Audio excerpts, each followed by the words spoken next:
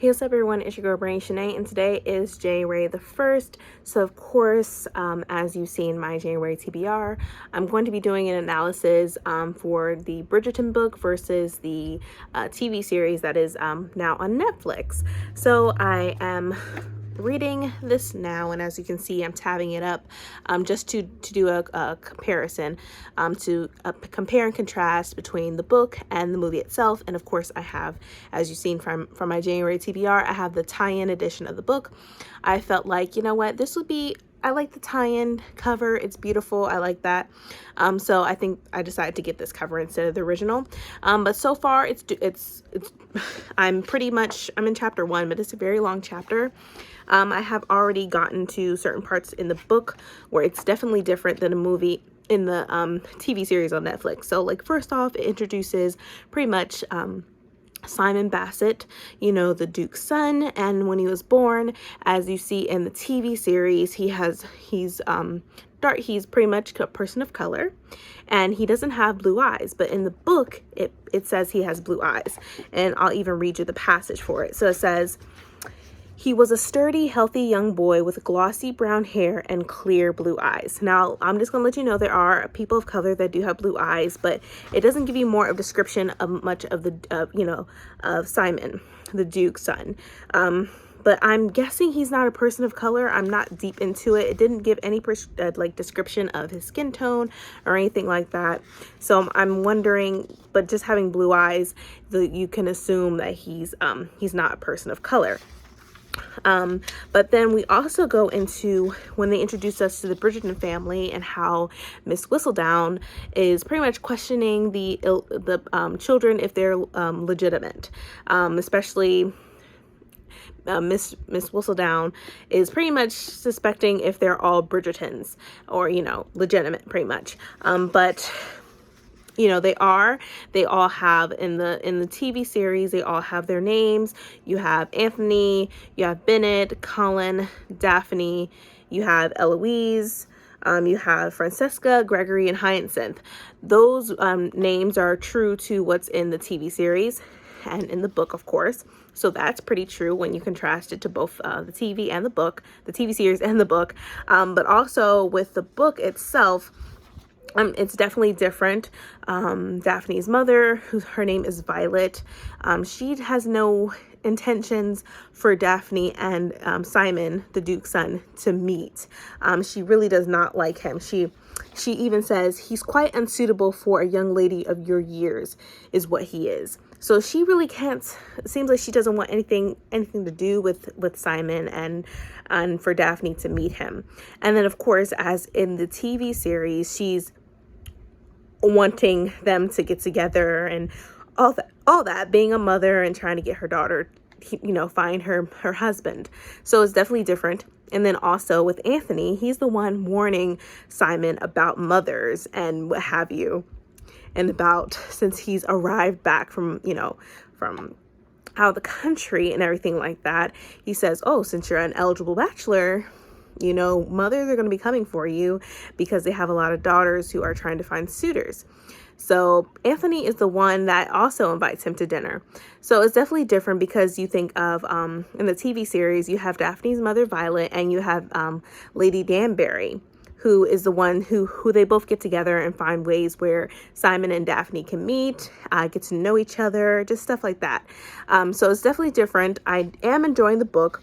I'm actually, as I'm reading the book, I'm listening to the Bridgerton soundtrack, the instrumentals. So it's actually very good. I actually like the vibe that it's giving me as I'm reading this. But that is where I am so far. I'm really hoping you enjoy my little compare and contrast type of vlog that I'll be doing this week. I'm hoping that I get done with this book, hopefully maybe, I don't know, Wednesday or Thursday. That's what I'm going for, but I'm not going to bet on it. I'm probably going to be reading 2 other books along with this one. So yeah, so that's what my compare and contrast is currently right now. But I will keep you posted on my reads and just go from there and just give you my thoughts on certain things as well. But also, one thought I do want to mention is how they bring up how women aren't allowed to go to Oxford.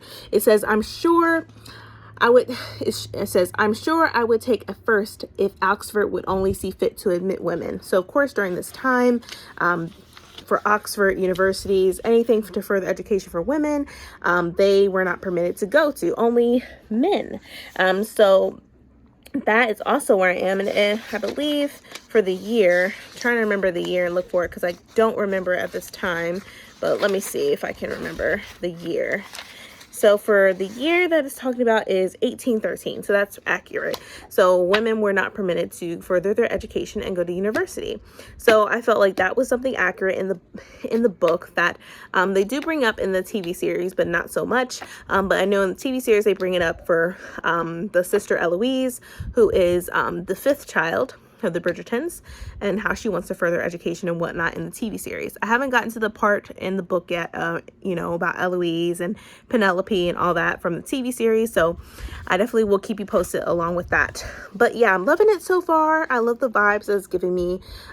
It's definitely different from the TV series, of course. But I just thought this would be a fun thing to do to compare and contrast between the TV series and the book.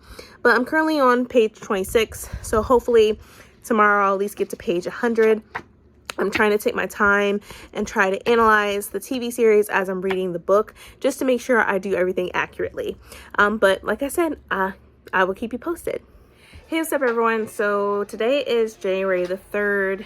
I pretty much skipped a day because literally yesterday I didn't do any reading. I was mostly running around with my husband and my family, just trying to get things done. And also we've just been trying to reorganize our house because of course with Christmas and having 3 children, that means a lot of toys from grandparents and what have you. So literally we're trying to reorganize everything and just go from there. But yeah, so there's a lot of toys. We're probably going to be donating some toys because they don't play with them as much anymore. So yeah, so a lot of reorganizing and just organizing the household yesterday. But today I'm continuing on reading, of course, Bridgerton, The Duke and I by Julia Quinn.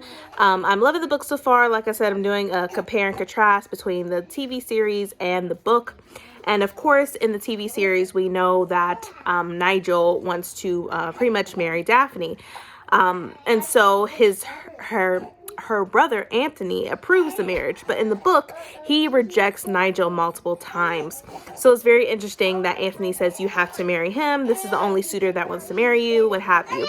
But in the book he refuses Nigel as well, and Daphne also refuses Nigel. And then also in the TV series, she does knock out Nigel, which she does do that also in the book itself, but it's in a different location, what have you. It is at Lady Danbury's ball, her little soiree, but it's in like in her London house. It's not really outside from what I've read, and she does knock him out in the jaw pretty much. But this will be the first time that Daphne meets Simon. Technically, in the TV series, she meets Simon at another ball, and she's introduced by her brother. Whereas opposed to in the book, she sees Simon for the first time when he tries to rescue her from Nigel, because Nigel's being really upfront and just being very demanding on persuading Daphne to marry him. So, as he's like in the TV series, he's on his way to rescue her, but she defends herself, which she also does that in the book as well. So that is where I am as well. I'm not going to try to do all compare and contrast. I just want to do ones that just pop out at me, and I think that are very interesting to bring up. But yeah, so I'm going to continue on reading this and just go from there. But sorry if you hear my kids in the background. They're playing with each other and they're also watching Frozen 2. But I will keep you posted later on today with more of my reading. So stay tuned. So it is officially January the 4th, and I'm still, of course, reading Bridgerton, The Duke and I by Julia Quinn. So, like I said, I'm really enjoying this book. It's definitely different from the TV series, obviously, especially with Miss Featherington. She actually has a 4th daughter named Felicity that is not brought up, or her 4th daughter is not even seen in the TV series. And also Miss Featherington's husband is actually dead, has passed on. He's dead. But in the TV series, we see that he is, of course, well and kicking and enjoying life, I suppose. But yeah, so I'm really enjoying this book so far. It's definitely different from the TV series, of course. Every book to movie or TV show adaptation is always different. But I am enjoying it so far. I'm still getting through it. I'm this far into it, and I have tabbed it up a little bit on things that I see that are different from the movie or TV series, and also just things that are popping up in my mind. But I'm just trying to do my best to just keep you posted on the differences of this book. I also like the dynamic with, of course, we have Miss Bridgerton, and then we have Simon. And of course, Simon brings up this idea of how they have to attend these events, and they might as well attend them together. Him not being pretty much patronized and bothered by the Featheringtons and other mothers as well. And her, she's been out for the market for 2 years straight, and her mother is pretty much trying to find her someone to marry. She just cannot or does not like her mother's matchmaking so far. So pretty much the plan is for both of them, just for them to attend events, so that way Daphne can avoid her mother's horrible matchmaking, and Simon, he can avoid pretty much mothers and the Featheringtons. So that's where I am right now. So it's a little later on at night. I just got done feeding my son and also got him ready for bed, gave him a bath. I gave myself a shower, a needed shower to myself. And, my other 2 kids, I put them to sleep and was able to put on a movie for them so they can be comfortable. But as far as the book, I am enjoying it a lot. Definitely there's a lot of differences within the TV series and the book itself.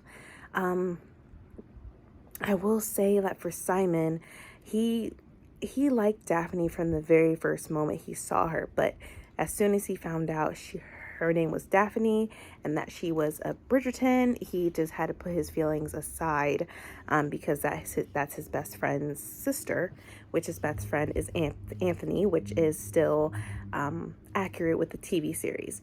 Now, as far as the fake courtship between Simon and Daphne, that was also accurate. But the thing is, there was one more person that was in on the coup, on this, the little charade that they were doing, and that is Anthony. They finally had broken down to him and told him what was going on as far as their little fake courtship and everything, so that Daphne can have suitors of her own, or many suitors, many suitors for her to pretty much choose from as far as being her husband. So I thought that was very interesting, because in the movie or TV series, you see Anthony being very furious with Simon and everything like that as far as courting Daphne. So yeah, it was definitely interesting with this book, how Anthony is in on the little charade that Simon and Daphne are pretty much playing out. But I do like this. This sort of reminds me of Pride and Prejudice. Now, I haven't read Jane Austen's Pride and Prejudice book, but I have seen many different versions of the movie, and I like how in the TV series, Simon and Daphne didn't want anything to do with one another. They were just disgusted with one another. He just wasn't really interested in her, and she wasn't really interested in him as far as his reputation of being a rake and whatnot. So that moments in that TV series remind me of Pride and Prejudice. But this book also does the same in certain ways, but not really. But yeah, that is my update so far. I'm really, I actually am enjoying this book. As far as, I think watching the TV series first was definitely good. But also just watching it while I reading the book is also great as well. So, I know a lot of people had read the books prior to the TV series and whatnot, but I'm glad I'm reading it, during the time it comes out, and I'm reading it in between each episode of the TV series, just to get my mind on, analyzing certain things that are not in the book as opposed to what's in the TV series. But that is where I am right now. I am really about to go to bed. I'm all snuffed up in my blanket right now. Just me and my son's just, eating his hand and pulling my hair. But yeah, I just wanted to give y'all an update before I go to bed. So have a good night.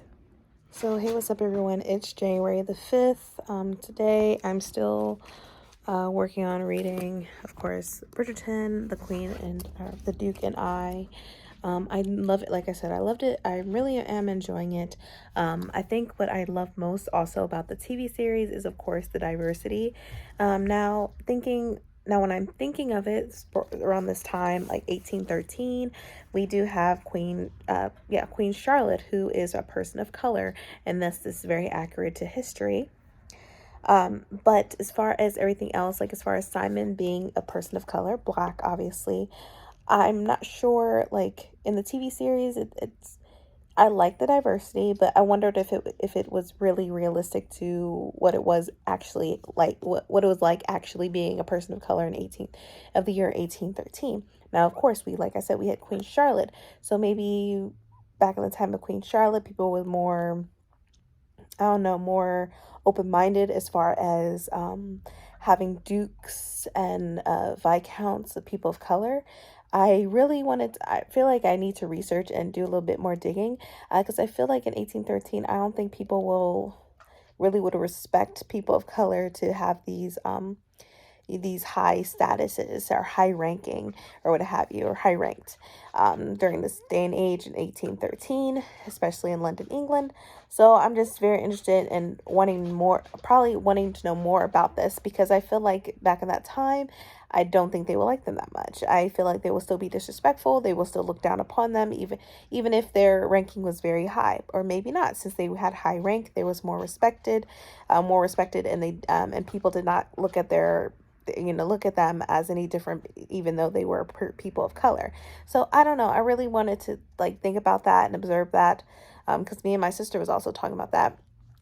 She's going to finish watching the TV series. She just finished the first episode, and we were just talking about that. How we had Queen Charlotte. She mostly paved the way for people of color during that time and age in 1813. But we were just talking about it and thinking like, the TV series is good. We love that Shonda is the one that pretty much produced this when it's called Shondaland. And of course she adds that diversity in it, which I do love. It's just, I wonder if it's really realistic and how the actions were towards people of color in this time, during this time. But I don't know. I'm really interested in finding out more about that. I might do some more research about Queen Charlotte and whatnot and probably put that in my vlog. But I also noticed it says in Netflix inspiration for the Netflix original series. So of course this is inspiration of it, so that makes more sense. I just wish they were, as far as some of the things in this book to the TV series, I think they could have added a little bit more from the book, but it's okay. It's still a great TV series. I do love it, but I still haven't gotten to the part where it has been controversial with certain themes and natures within this book. So still continue on reading it. I am on page 150, so not that far. Well, it's pretty far for me, but I'm almost halfway with this book. Almost, not quite though. But yeah, so I'll be continuing on reading this. Right now, I'm also trying to take care of my son. He was throwing up early this morning, and he's been throwing up since. So right now, we're just trying to have him eat crackers and liquids right now. For some reason, I thought fruit would help him a little bit because he said he was hungry, but then my husband just brought it back, like made me realize that it's nothing but acid. I automatically have him throwing up. As you can see, look at him. I feel so bad that he's not feeling good. I will take any of my children's place anytime when they're sick, because I understand how it feels. You really don't want to do nothing all day but just lay around and what have you. It's just when you're grown, and then you have work on top of that, it can be difficult. But those are the good old days of being a child, right?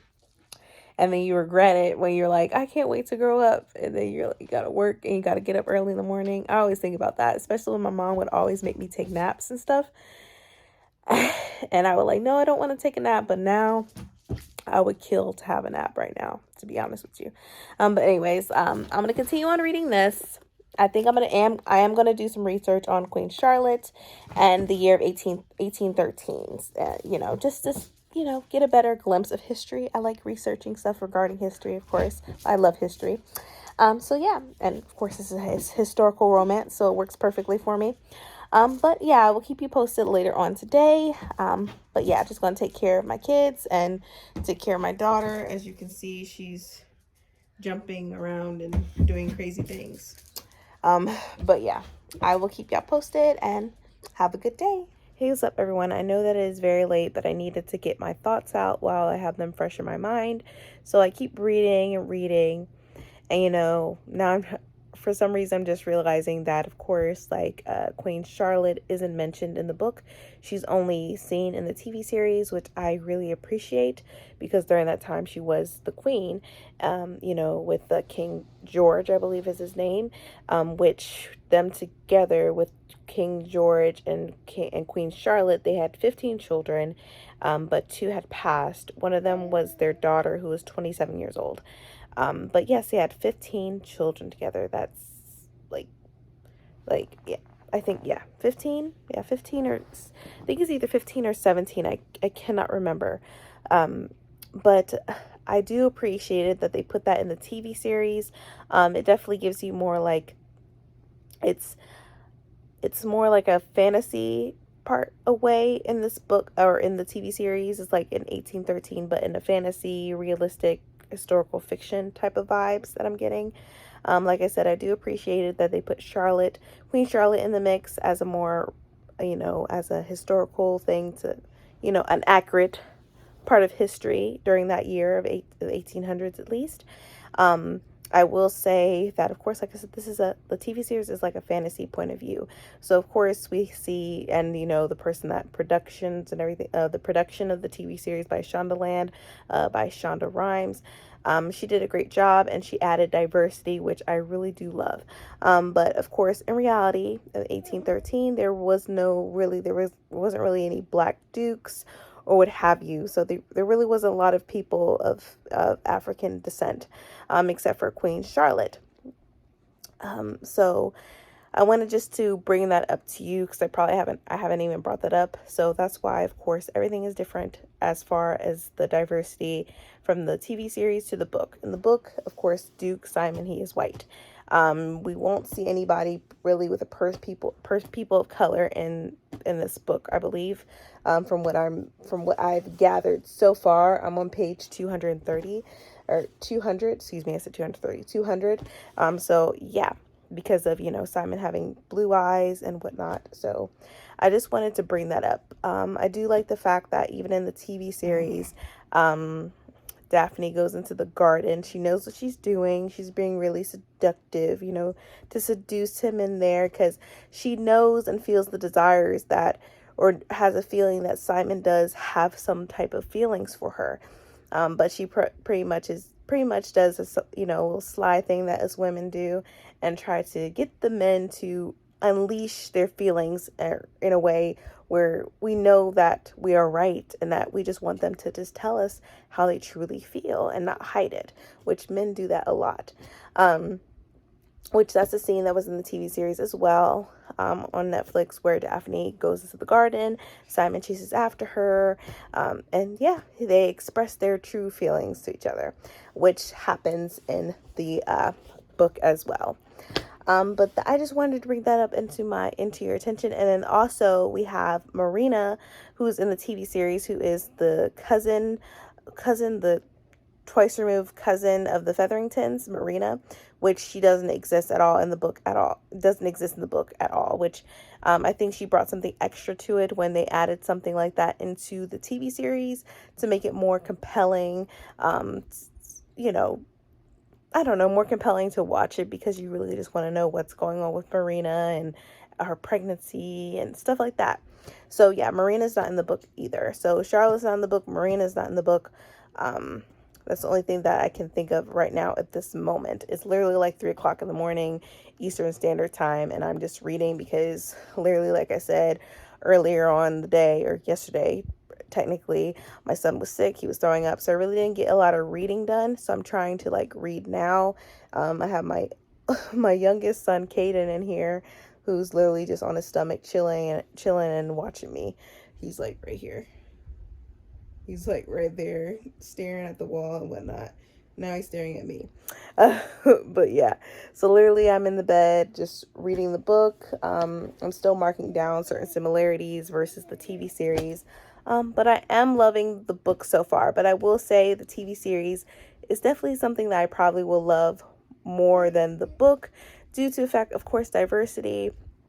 And it's just more enticing with the extra things that they had added into the series. But yeah, so I'm going to continue on reading for a little longer. and then I'm probably just gonna go to sleep. And then tomorrow or later on today, probably in the next 5 or 6 hours or whatnot, I'll be running some errands and what have you.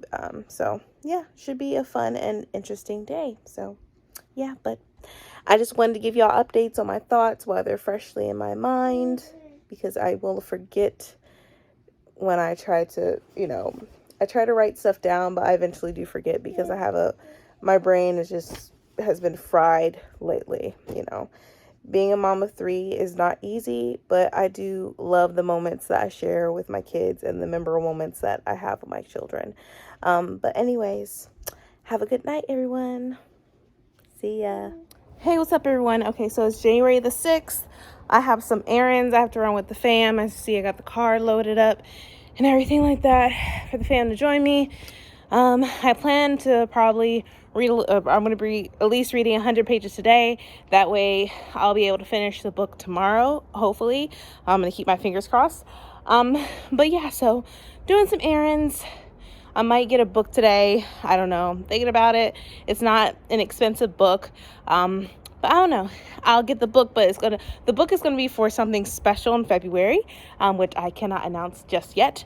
But yeah, I'm about to do this errand. So I'll have y'all posted, or I'll keep y'all posted. Okay, you guys, I did a thing. As you can see, I'm at Barnes and Nobles, and I went up and got me a book. Now, I'm not going to tell you what that book is until later on in February, so just sorry, but it's a surprise. But yeah, I did a thing. I went to Barnes and Noble and got me a book. So I did some of my errands, and now I have to go to my parents' house and to pick up a few things that my mom wants me to get, and then possibly get some food for my kids. They said they're hungry, so probably get them some McDonald's because they love that McDonald's, especially the 6-piece chicken nugget kids meal with the apple slices and the apple juice. They love that. So I'm definitely going to be doing that now. But I just want to let y'all know that I'm right here at Barnes & Noble's, and I just couldn't resist. So yeah. Okay, everyone, so I am home. I'm listening to music as I'm reading the book. I'm actually reading the soundtrack of the TV series on Netflix of Bridgerton, and it actually is quite nice listening to the instrumental of everything. I just really love it, and it just puts me into the world, into London, England, and everything like that. And as you can see, my daughter is doing my hair, I guess, if you want to call that what it is. But yeah, she's doing my hair, supposedly. But yeah, so I am back home. The kids had their food. So, you took my earring out, Kiana. Please be careful. But anyways. Sorry. Yeah, so that's where I am right now. We're just chilling. I'm reading. I'm trying to read at least 100 pages today. That way I just have 100 pages left tomorrow. And my son is throwing his ball everywhere. He's doing well. He's better. He's not throwing up anymore. He's his normal self. Say hi. Hi. But yeah, so we're just chilling. We're probably going to take naps in a little bit, but I just want to read a little bit. But yeah, so I will keep you all posted. Say bye, everybody. Bye. All right. Bye. See ya. Bye.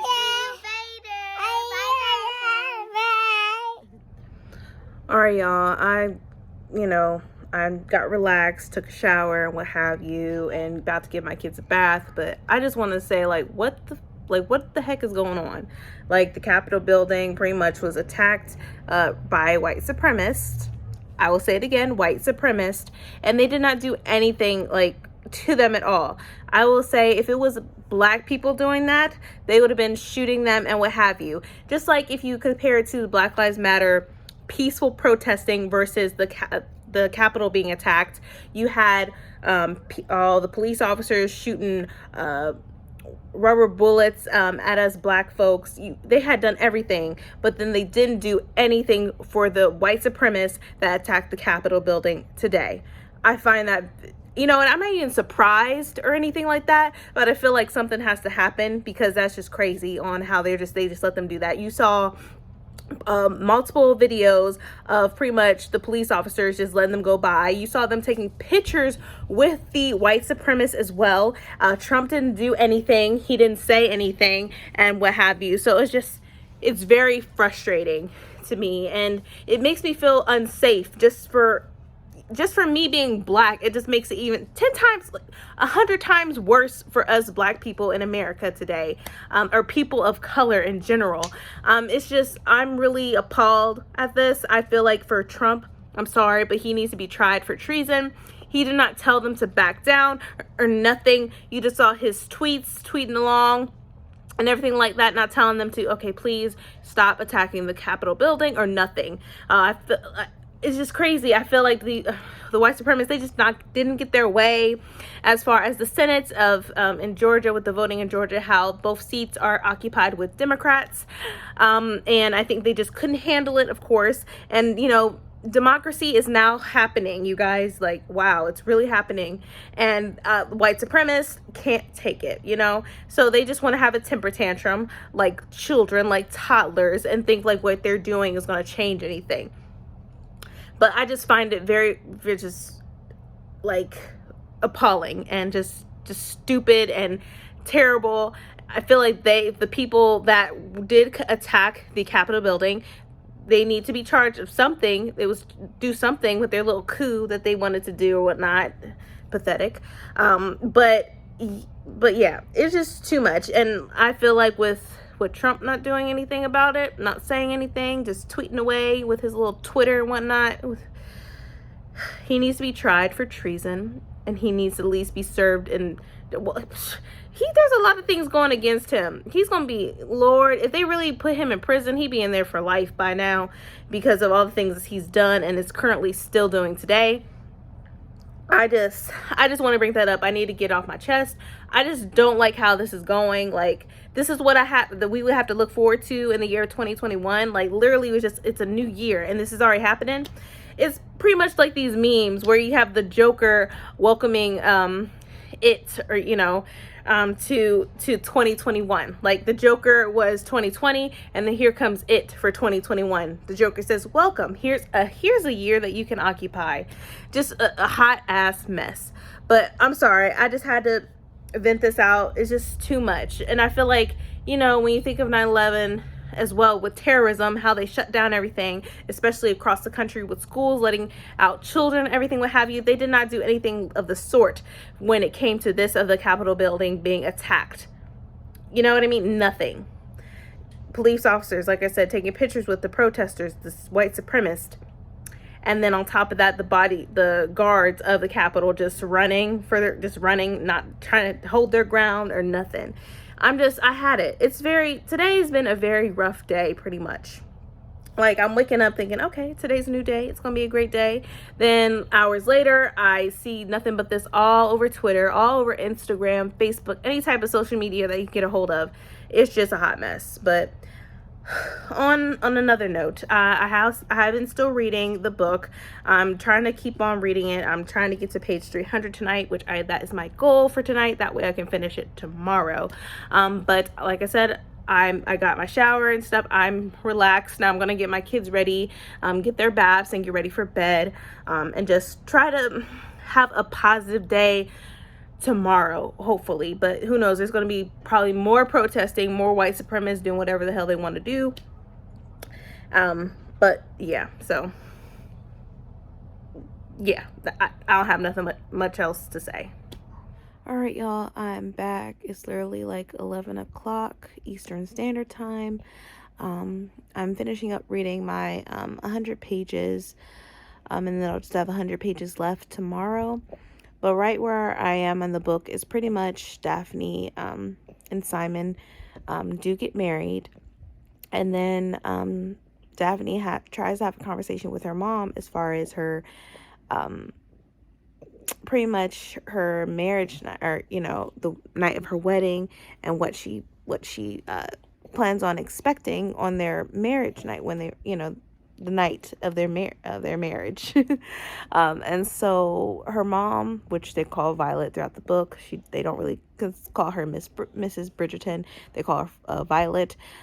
She pretty much is, her mother is pretty much is embarrassed to even talk about the marital duties of a woman when they get married.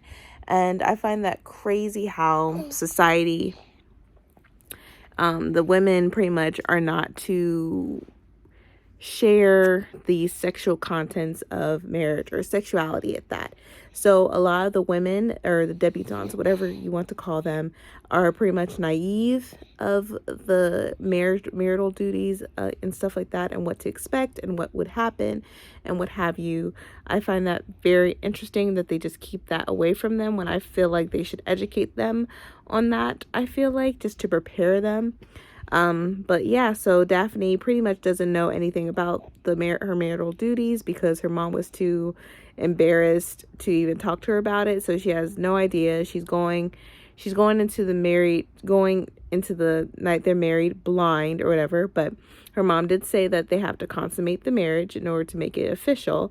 But that's all that Violet told Daphne. She really didn't give her any other tips or what to expect on her first night of pretty much having sex. She said that, yeah, in order to have children, you have to do this action. And she's like, oh, so you, in order for have us 8 children, you only had sex 8 times. And her mom was like, no, that's not how it works. It's just like, so Daphne was like, okay, so how does it work? But her mom was too, I feel like, embarrassed to even actually teach her and give her the knowledge that she needed. But yeah, so Daphne is pretty much going in blind, not knowing what to expect. So that's where I am right now. Even in the TV series, Daphne doesn't know anything about her sexuality or sex in general, how you make children and everything like that. So she really has no idea. And of course, knowing the fact that Simon told her that he can't have children, she's assuming that he's, down there, that he doesn't have the equipment pretty much in order to have children. But she has accepted that of him. Now, granted, he did say that he can't have children, instead of saying he won't have children. So can't and won't are 2 separate things. But yeah, Daphne is just going in blind, not knowing what to do. But right now I'm at the point where they're going to be staying at an inn, as they're approaching Cliveden, the castle, where the Hastings ancestral places where Simon was raised pretty much and grew up. So that's where I am right now. I'll probably be getting closer and closer to, the days when they're at Cliveden and what have you, but I just wanted to give you guys an update. But that's all I have for today. Today was very hectic, and I'm just tired. I'm really tired. I'm like emotionally tired. I think that's an appropriate word to say, especially for today's activities of the Capitol building being, attacked or whatnot. But yeah, just wanted to give y'all an update. I will see y'all tomorrow. Have a good night. Also, sorry, I also want to mention that also in the fact of when they got married, Simon actually was very approachable. He wasn't ignoring Daphne. They actually were having a great time. Even when they were getting married, they were laughing, pretty much showing how much they love each other. As opposed to the TV series, you have Simon pretty much ignoring Daphne, giving her space, even though she didn't want space from Simon. She actually wanted to talk to Simon, but it was just very awkward. But I do like the version in the book where he still shows that he really loves Daphne, especially presenting her a gift, which was not seen in the TV series itself. But I just wanted to add that little tidbit on the comparisons between the book and the TV series. But yeah, I like the version of Simon in the book rather than in the movie during the time when they were getting married, because Simon seemed just like an asshole in the TV series. As opposed to the book, he still was being considerate, he was being nice, and still loving Daphne, especially accepting him, especially after the fact that he told her that he cannot have children. So I just wanted to add that little tidbit, but that's all I gotta say for tonight. So see ya, have a good night officially. All right, y'all, so sorry about the noise. We got The Incredibles going on. We got my kids on their tablets and whatnot. My husband's home. You know, this is his day off. But I'm almost done with this book. I'm literally on page 322, where pretty much Simon is trying to approach Daphne. She didn't go into their bedroom, and pretty much he had to ask one of the servants where she was sleeping because she wasn't in their bedroom and where she was at.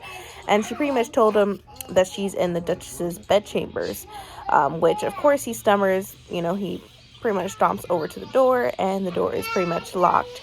And for some reason, this moment reminds me of like Beauty and the Beast, when Belle didn't go to dinner and the Beast went to her room and the door was locked, and he just kept pretty much knocking on the door like really hard, and was demanding her to obey him and stuff like that, which is in this instant in the book, this is what pretty much this is. He went to her room, the door is locked. He pretty much tells her to unlock it or whatever, and she says no. And he pretty much has a temper and whatnot. So I just wanted to bring that up because I thought that was very interesting. This instant and this situation in the book just reminded me of Beauty and the Beast for some reason. But yeah, so I'm almost done with this book. I plan on doing my full vlog and have it posted, if not tonight, tomorrow, so you can just get my thoughts as I read this book, as a compare contrast between the book and the TV series. But yeah, so far it is really good. There, of course, at this instance, she realizes that he's doing the pull-out method, and she had no idea anything about this because, like I said before, she doesn't know anything about sexuality. She doesn't know anything about how you make babies or how babies grow in the womb itself. And so she finally put two pieces together after what Mrs. Colton had told her, which they need strong, healthy seed in order to have the womb swell, to have a baby. So she put two and two together and figured out what he was doing. And she just felt like he lied to her, which he pretty much did. He said he couldn't have children, which in that sort of saying, it sounds like something's wrong with you, where your seed is not healthy, or you really just can't have children. But he actually can have children. He just won't have children. And so she feels betrayed. And I would too. Don't get me wrong. Like, I would feel betrayed because I'm going to think like, okay, something's wrong with you, which is why you're saying you can't have children, due to like something wrong with you. But for the fact that you're saying that you couldn't, when in fact is that you won't, due to what your father had done to you as a child and calling you idiot and stupid and an imbecile, it's understandable. But then don't lie and say you can't have children when you can. It's just the wording. If you want to do all that, the wording can mess you up. But yeah, so that's where we are right now. Daphne's having a fit, which I would too, like I said, which is understandable. So that's where I am at the book at this moment. But I just wanted to give y'all an update on that. All right, y'all, I'm back. So just got done eating lunch. The kids had their lunch. My husband's playing his 2K right now. I got to the point where the rape controversy comes into play. Now, yes, she did rape him 100% in the book. Like, she really took advantage of him as he was intoxicated. He was drunk. He wasn't even in his right mind. And he was asleep and drunk, like intoxicated. So I even took tabbed the passage of when it happened. In this book, it was on page 340, and it says, he saw the expression of pure ecstasy on her face, and then he suddenly realized she had done this on purpose. She had planned this. Daphne had aroused him in his sleep, taken advantage of him while he was still slightly intoxicated, and held him to her while he poured his seed into her. So yeah, she pretty much raped him, and now I understand what they mean. In this book is definitely a lot darker than it is in the TV series. Now, in the TV series, they did soften it up a tad. I think they still could have done a little bit more with it because it still was rape. But with this, he was even more incapable of pretty much stopping her for what she was doing. Sorry, that's my son. As opposed to in the movie, he was aware. He wasn't drunk or anything like that. So, like I said, they lightened the blow a little bit in the TV series, but they could have done it a lot lighter than what they did, in my opinion. But in the book, it's definitely a lot darker and more grimy. really like more grimy than I thought it would be because of how they portrayed it in the TV series. But yeah, so that's where I am. I'll be finishing this book up probably in the next hour. But I just wanted to give you my opinion on that, especially with the controversy of the rape scene as far as in the book versus in the TV series. But I just wanted to bring that to your attention. Overall, right now, I do like the book. But of course, I love the TV series for now. But I'll leave all my opinions at the very end of this vlog. But yeah, just wanted to give y'all an update on it. Okay, everyone, so I am back. I had completely and fully finished and completed reading the Bridgerton, The Duke and I by Julia Quinn. I want to try to bring this vlog to a close, and so far, all I can say is I do love the TV series better than the book. I say that because I love the diversity that is within the TV series. And I also like the fact they bring up something like a historical fact of Queen Charlotte, who is also a person of color, you know, during that time, which I do love.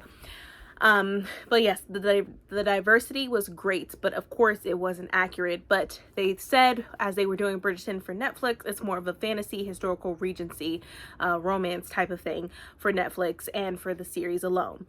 So it wasn't really going to be similar to the book itself. But I got the tie-in cover of the book because I just loved Bridgerton so much. I was like, oh, I need to have the cover where it has Simon, who played, you know, who played Simon and who played Daphne in the TV series on Netflix. And I do love the book. There's a lot of differences in the book, but there are also a lot of similarities. Now, as I told you about, there was a rape scene in the book that was more dumbed down in the TV series, which I do appreciate, but I think they could have dumbed it down a little bit more. But as I was reading on the book and everything and thinking of similarities, I had no idea, like, especially during the time when Daphne in the TV series pretty much made sure that Simon was able to impregnate her. They didn't really separate, but they just weren't trying to talk to each other. They had a mutual agreement to attend to the parties, show their faces, him coming over to show that, you know, they're a team, even though they really aren't.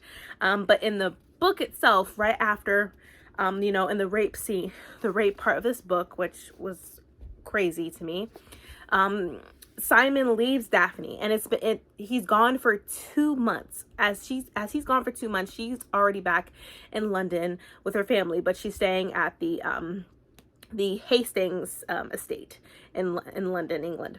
And so that's really a long time for being apart, 2 months. Now in the TV series, they were never separated from each other until when Simon said, okay, this is the last thing, the ball or whatever, and then I'm leaving London.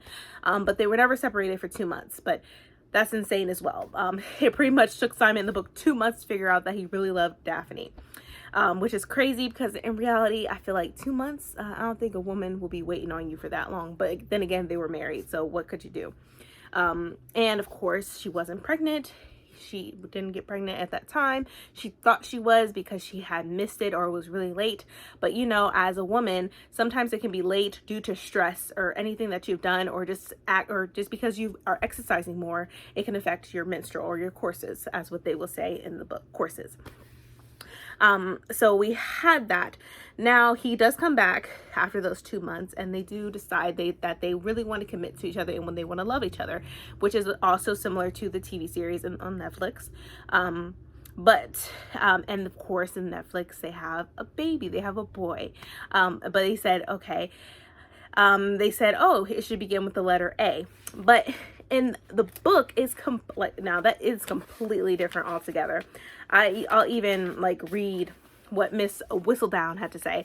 Miss Whistledown, also in the TV series, we find out who she is. But in the book, we still do not know who she is. But in the epilogue of the book, the last part of the book, it says, it's a boy for the Duke and Duchess of Hastings. After 3 girls, society's most besotted couple has finally produced an heir. They said, after all, with sisters named Amelia, Belinda, and Caroline, could the new Earl Cliveden be called anything but David? So, in the TV series, she comes out, she has a son, and they said it should begin with the letter A, so as their first child. But in the book, that's the son that they have is not their first child. They have daughters within that, and David is the 4th child. you know, so they had 3 girls before that. So it was just, it's crazy. But like I said, I love the TV series a little bit more. It was more romantic. But I don't know. I just like the TV series a lot better. Maybe because it's on the screen and you see their faces. Now, I imagine their faces in the book itself. And like I said, it's extremely different. And then also in the book, you think of the Featheringtons and everything like that. Marina is not in there. They barely talk about Penelope. And of course, Mr. Featherington or whatever, he's not even in this book because he's dead. He's not living. And then on top of that, you know, Burbrook, he wasn't so, once he got like turned down multiple times, he gave up and things like that, which was accurate in the TV series and to a certain degree. But in the book, Burbrook ends up marrying one of the Featherington girls, Philippa. So she ends up being Philippa Burbrook. So that was very interesting about that, because in the TV series, none of the Featherington girls get married or that season, as opposed to in the book, one of them does end up marrying Burbrook, Nigel Burbrook. But yeah, overall, love the book. I will say it was very great. I was able to tab it just to have put notes in there for myself as I was reading along with it, and then also analyzing the TV series itself. But overall, I really enjoyed the book. It was great. I do plan on doing this again when the second series series comes out. Or season, not series. The second season comes out, and I'm sure they'll have a tie-in TV thing for the book itself. So that's when I'll do this again for the next book, and that's probably be when I read the second book, of course. Which I don't remember which sibling it follows. I think it follows Anthony, the oldest out of all the Bridgerton kids. But yeah, so I think I'm gonna do that. I'm not gonna read on to the second book and through all of the books all at once. I'm gonna wait till the second season of Bridgerton comes out, and then I will read the second book. So I plan on doing that and doing another vlog for that book. But that is my conclusion. I love this book. I recommend it, especially if you're a romance or historical romance person, or just romance at all. Like, I really enjoyed this book, but I really, really love the TV series so much. But anyways, that is my vlog, you guys. I really hope you enjoyed it. I hope everyone's being safe due to what is happening in America and what have you. So on a good note, I hope you all, like I said, stay safe, stay healthy, of course, because COVID is still running around, and it seems like it's not even getting any better, even with the vaccine out, because even there is an investigation right now about a person that did get a vaccine but ended up getting COVID like 4 or 5 days later. So there's an investigation about that. But I want you all to stay positive. I also want to think of happy thoughts. If you got to read some books that'll keep you in good spirits, do so, because that's what I'm trying to do, to at least get my mindset out of this world and go into another world where anything is possible, happy, go lucky, everything like that. But like, I just want to bring down to you that it is also a serious matter, and we should take into consideration of what's happening in America as well. Yes, we can, I want you to all be positive, but then again, you have to realize certain things especially being a person of color, and how I feel about certain things and what have you. And I feel like for all of us, we all need to be together. I know some people feel like this is a safe space. They don't feel like this should be brought up, but for me, it needs to be brought up because I'm a person of color and it affects me tremendously. And since I'm black, a black person, I've experienced this my whole life. It's nothing new for me. I just want you all to take into consideration on how we're feeling, especially black people, on BookTube. But anyhow, I just want you all please be respectful and mindful to us booktubers, people of color, and also the black community of BookTube. But like I said, please stay healthy and stay safe, and I will see y'all later. See ya.